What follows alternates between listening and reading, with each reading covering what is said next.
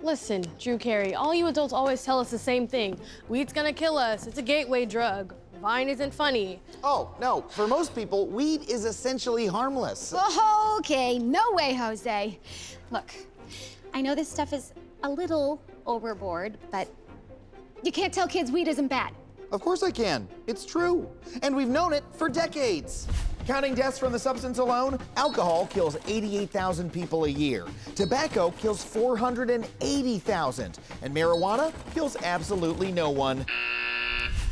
According to curriculum, marijuana can get you hooked on harder substances. It's a gateway drug. Yeah, educators have been saying that for years, but it's not true. Most people who try marijuana don't even continue smoking marijuana. This dude knows what's up. Now, that doesn't mean that it's perfectly safe. Dude, I thought you were cool. Oh, I wish. If you're under 25, smoking weed can lead to memory problems and poor cognitive functioning. But if you're an adult and your brain is finished developing, it's really your choice. Adam, wrong way. Also, not in a school. Sorry, I usually only smoke at parties, and I'm rarely invited to them. I wonder why. The truth is, if you know the risks and you use it in moderation, weed is no big deal. And in fact, humans have been using it for millennia. Humans started growing cannabis as a crop over 8,000 years ago. This crop will feed our family for a year.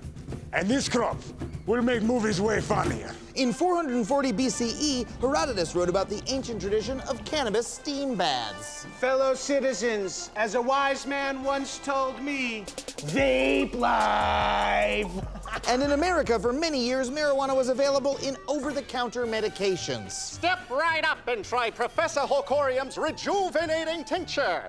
Now with the Arab hashish.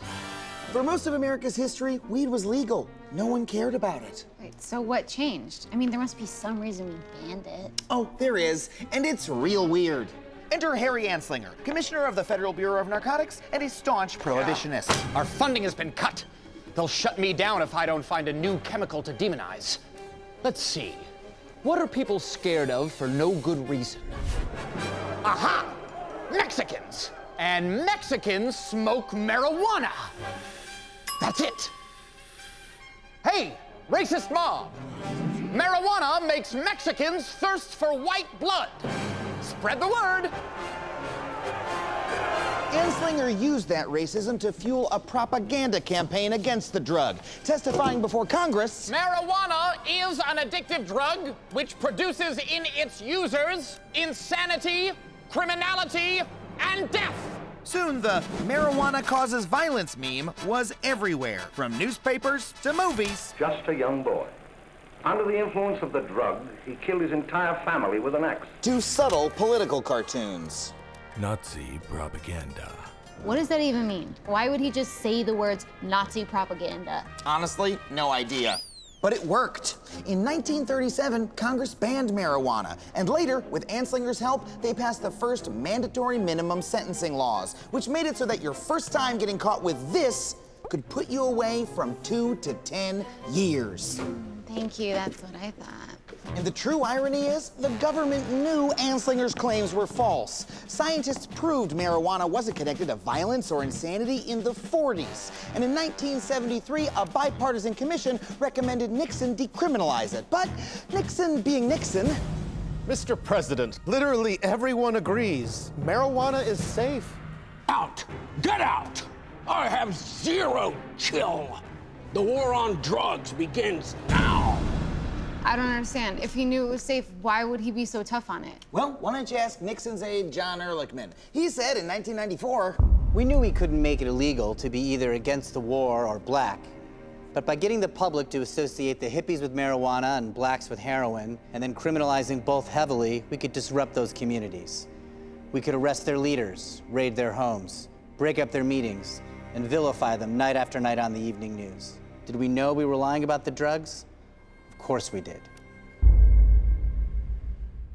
That's a real quote. Yeah, that's a real quote.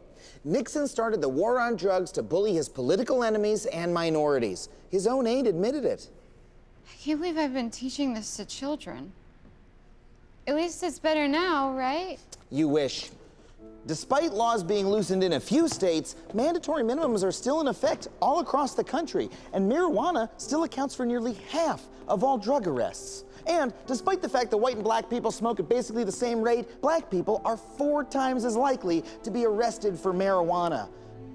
Look, we know for a fact that weed isn't dangerous, but we're still following racist old laws and throwing countless people of color in prison for no reason.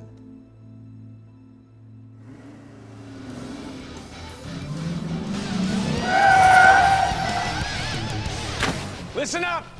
Everything this barf boy told you is wrong and will kill you. Well, we actually have fact checkers. Shut it, barf boy, before you barf everywhere. Drugs aren't cool. DARE says so. Oh, the DARE program. That was a massive failure that may have actually increased drug use.